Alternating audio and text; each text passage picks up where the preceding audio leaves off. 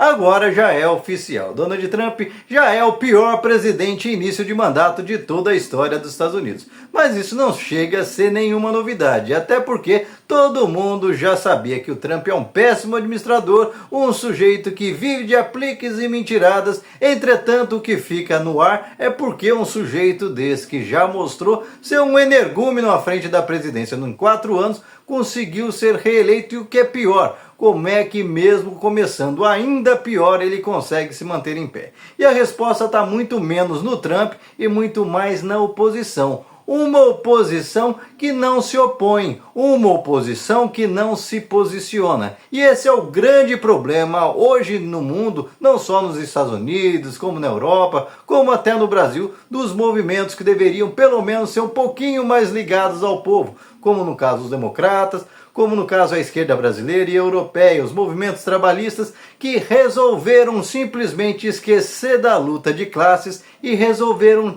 ser partidos de conciliação, grupos de conciliação, os adultos na sala. E sabe o que acontece? Acontece que a população acaba não confiando nesses grupos, mesmo que ele apresente resultados, como aconteceu lá no Biden, nos Estados Unidos, que conseguiu gerar emprego, conseguiu de certa maneira controlar a inflação, mesmo que com ela subindo pós-Covid, conseguiu reduzir os níveis da Covid, vacinar a maioria das pessoas, mesmo com essa militância anti-vacina nos Estados Unidos. Enfim, conseguiu trazer uma série de grandes resultados, conseguiu pelo menos mitigar o avanço da China. Entretanto, Donald Trump, vindo com essa coisa do vamos chutar o pau da barraca porque eu não quero viver de mais ou menos, conseguiu. Por quê? Porque a extrema-direita no mundo inteiro, ela se posiciona, ela passa o tempo todo defendendo suas teses, ela passa o tempo todo disputando a consciência das pessoas. E o resultado você vê aqui. De todos os pontos pesquisados junto aos americanos, no que o presidente acerta, no que ele erra, as pessoas só estão defendendo as pautas morais dele, ou seja, questões de imigração, questões relacionadas à política de gênero, ou seja, o combate ao identitarismo. E o que a gente tem do outro lado? A gente tem uma esquerda que, em vez de defender o enfrentamento às desigualdades, prefere fazer sempre os acordos neoliberais, prefere seguir a cartilha neoliberal a vida inteira do tal tripé macroeconômico, sacrificando o potencial de melhora de vida da grande maioria. E aí, para fazer paliativos, faz acenos a esses identitários que nunca foram representantes de minorias. São pessoas oportunistas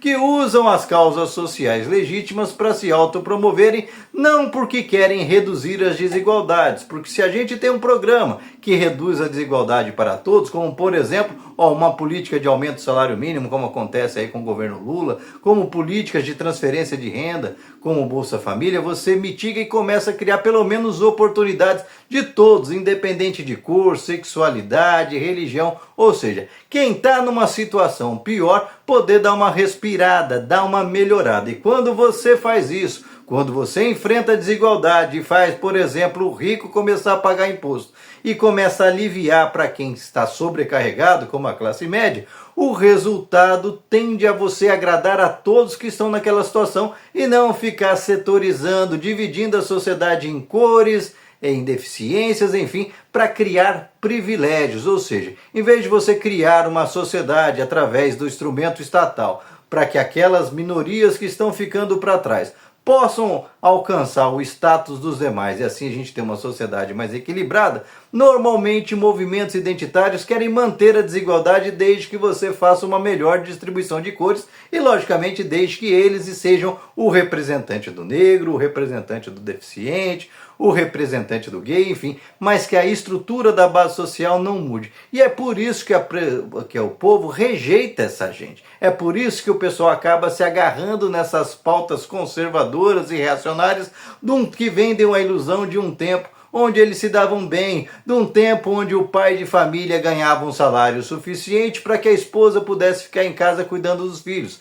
Tempo que não volta mais nesse capitalismo predatório que quer tirar direitos de tudo quanto é jeito, quer tirar todo o dinheiro possível que vá para o bolso da pessoa que realmente trabalha e faz a economia funcionar. E é, portanto, por conta da falta de uma oposição firme que acredite nas suas ideias e as defenda, que gente como Trump, como Jair Bolsonaro ainda estão circulando na praça. Mesmo que o Jair não possa ser candidato e provavelmente vá preso, essas ideias perniciosas, movidas na mentira, em pautas de costumes, continuam relevantes porque a turma dele continua militando todo dia. Veja o escândalo do INSS, com a turma dele montando uma quadrilha desde 2019 e ele no último ano de governo facilitando a roubalheira, provavelmente, supostamente, para que essas entidades aí pudessem utilizar essa estrutura para apoiá-lo na sua reeleição e assim manter o esquemão para meia dúzia se dá bem, que é o que acontece em toda a ditadura, em todo o regime de exceção.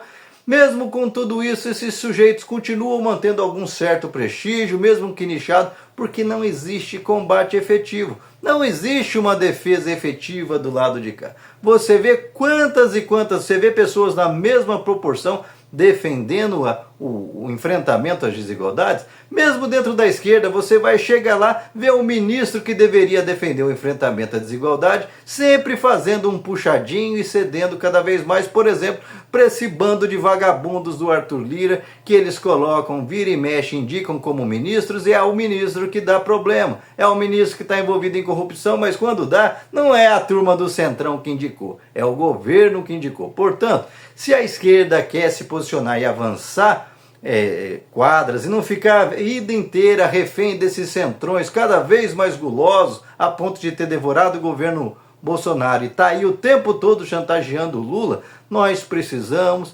começar a investir na verdade naquela gente nova que quer trazer o novo e que tá ali para defender o tensionamento da discussão para o lado da esquerda. A direita faz isso, por que muitas vezes a esquerda oficial muitas vezes é arrastada para o tal do centro-direita? Porque quem está com a pauta do discurso, com a agenda do dia na mão para decidir do que a gente vai falar é a direita, porque a esquerda não está fazendo isso. E quando faz, alguns, por exemplo, web comunistas e outros intelectuais, o fazem criticando o pouco de esquerda que a gente tem e não indo para cima e fazendo o confronto com a extrema-direita. Porque é exatamente disso que nós estamos precisando. Nós temos que deixar claro na cabeça das pessoas o que você ganha e o que você perde com cada lado. E isso não está nítido. E não está nítido porque a esquerda no mundo inteiro, vou dar o exemplo dos democratas, que apesar de não ser esquerda, mas por estar ali na direita, aqui próximo do centro, e o outro na extrema direita, acaba parecendo esquerda. Mesmo assim, esses caras, por não deixarem claro que estão do lado da população, a Kamala Harris deixou de ganhar a eleição porque em coisas básicas de se posicionar, como por exemplo, contra aquele escárnio que é a atual guerra de Israel contra as vítimas da Palestina, ela fica omissa, porque em todas as pautas que é para defender, vamos parar de investir em guerra, investir no nosso povo, ela fica omissa. Portanto, as pessoas não querem apostar de que sim, ou eu escolho o pior, ou eu escolho o cara que eu sei que não vai escolher o meu lado, ou seja, está faltando o representante do lado do povo. Na hora que a esquerda entender, como já entendeu a extrema-direita, que tem que defender suas pautas, e a principal delas, a fundamental delas, é o combate à desigualdade e garantir que todo e qualquer cidadão vivente tem direito a uma vida digna, a ter conforto dentro de casa, a ter renda, a ter um pequeno pedaço de chão para falar de seu. Enquanto a esquerda não deixar isso claro, dar essas garantias para todos, que essa é a meta dela, essa extrema-direita vai continuar imputando sobre a esquerda o pior que tem das pautas identitárias, vai transformar todo o cara de esquerda num libertino, num devasso, quando na verdade a maioria das pessoas de esquerda também são conservadoras em muitos costumes.